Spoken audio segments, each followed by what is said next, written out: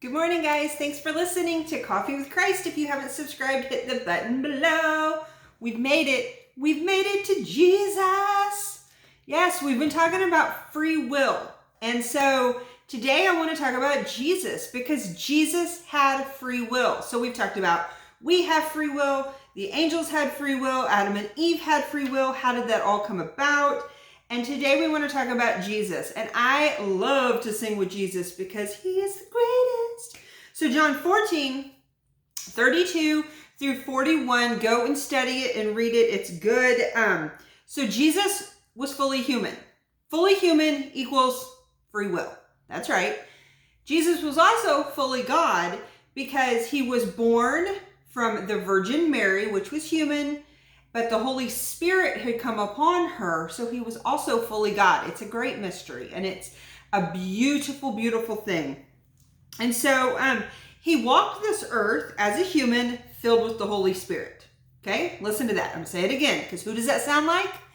Jesus walked the earth as a human filled with the Holy Spirit. Yep, that sounds like you and me. He had to make a choice to surrender his will to the Father. Who does that sound like? That's right, you and me. And so I want to read about that real quick. John 14, 35 through 36 says, he went on a little further and fell to the ground. He prayed that if it were possible, this awful hour awaiting him might pass him by.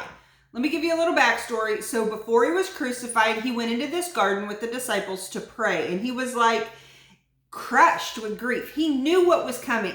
He knew his purpose and he knew what was coming and he knew the pain that was there and what he was going to have to go through. And so he was full of grief. And he cries out to God the Father and says, Abba, Father. He cried out, everything is possible for you. Please take this cup of suffering away from me. Yet I want your will to be done, not mine. Jesus, I mean, you see his humanity in this so much. He knew he was going to have to go through this horrible time, and he was full of grief. It says that he sweat blood, and he prayed to God, take it away. But in the end, Jesus knew his purpose. He knew that he needed to surrender to the Father, that he could trust the Father for the greater purpose. And that was you and I. That was humanity. And so he said, nevertheless, let your will be done, not mine. So who does it sound like when he had to surrender his will to the Father's? That's exactly what we don't have to, but that's exactly what, the goal is. That's what being a Christian is. That's what being a follower of Christ is. We do as Christ did. He's our example. And so, number 3, Jesus overcomes sin and death. Who does that sound like?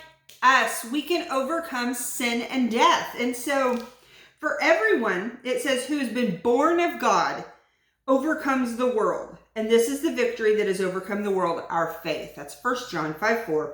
So, yes, we have free will. We have free will. But we have to make the choice. We've been talking about the freedom, the gift of choice. We have to make that choice to be born of God. That's our choice. Sometimes you'll hear it say born again. We have to make that choice. Are we going to surrender and ask Jesus to forgive us and help us? Because we make that initial choice. No, we don't earn it. We don't have to be good enough because, hey, we're not. We don't have to clean ourselves up first because, hey, you can't. None of us can. We just have to make the choice to surrender to the work of the Holy Spirit because we don't have to do it alone.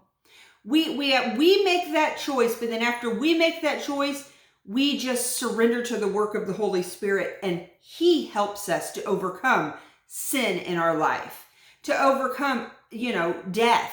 That was through Jesus. Those are works of God that he pours out gifts. So our part, our free will, is making the choice to be born of God.